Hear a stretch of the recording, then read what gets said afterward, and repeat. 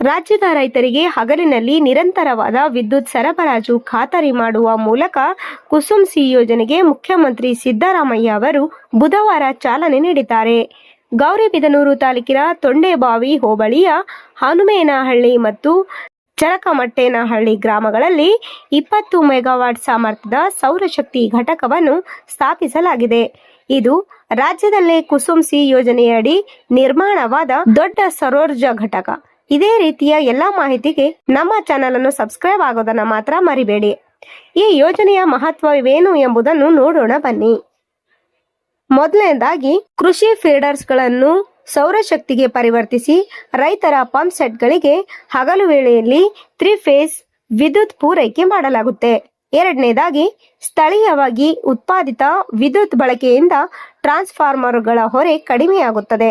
ಇನ್ನು ಮೂರನೇದಾಗಿ, ರಾತ್ರಿ ವೇಳೆಗೆ ಹೆಚ್ಚುವರಿ ವಿದ್ಯುತ್ ಲಭ್ಯತೆಯಾಗುತ್ತದೆ.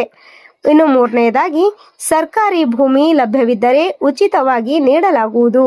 ಖಾಸಗಿ ಭೂಮಿಗೆ ಪ್ರತಿ ಎಕರೆಗೆ 25,000 ವಾರ್ಷಿಕವಾಗಿ ಪರಿಹಾರ ಕೊಡಲಾಗುತ್ತದೆ. ಇನ್ನು ಇದರ ಬಗ್ಗೆ ಹೂಡಿಕೆ ಮತ್ತು ಸಹಾಯಧನದ ಬಗ್ಗೆ ತಿಳ್ಕೊಳ್ಬೇಕಾದ್ರೆ 1 ಮೆಗಾವ್ಯಾಟ್ ವಿದ್ಯುತ್ ಉತ್ಪಾದನೆಗೆ 4 ಎಕರೆ ಜಮೀನು ಮತ್ತು ಸುಮಾರು 3.5 ರಿಂದ 4 ಕೋಟಿ ರೂಪಾಯಿ ವೆಚ್ಚವಾಗುವ ಸಾಧ್ಯತೆ ಇದೆ. ಕೇಂದ್ರ ಸರ್ಕಾರ 1.05 ಕೋಟಿ ರೂಪಾಯಿ ಸಹಾಯಧನ ನೀಡುತ್ತದೆ.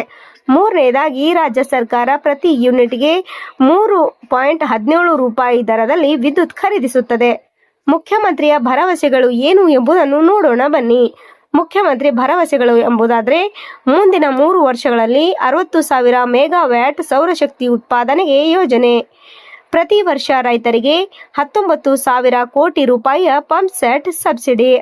ಹಿಂದಿನ ಬಿಜೆಪಿ ಸರ್ಕಾರ 2 ವರ್ಷ ಈ ಯೋಜನೆಯನ್ನು ನಿರ್ಲಕ್ಷಿಸಿತು. ನಾವು ಮತ್ತೆ ಅಧಿಕಾರಕ್ಕೆ ಬಂದು ಜಾರಿಗೊಳಿಸಿದ್ದೇವೆ. ಗೌರಿಬಿದನೂರಿಗೆ ನೀಡುವ ಅಭಿವೃದ್ಧಿ ಯೋಜನೆಗಳು ಯಾವ್ಯಾವು ಅಂದರೆ, ಒಳಚರಂಡಿ ವ್ಯವಸ್ಥೆ ಮತ್ತು ಪಟ್ಟಣ ಪಂಚಾಯಿತಿ ದರ್ಜೆಯ ಏರಿಕೆ, ಸ್ಥಳೀಯ ಶಾಸಕರ ಬೇಡಿಕೆಗಳನ್ನು ಪೂರೈಸುವುದು.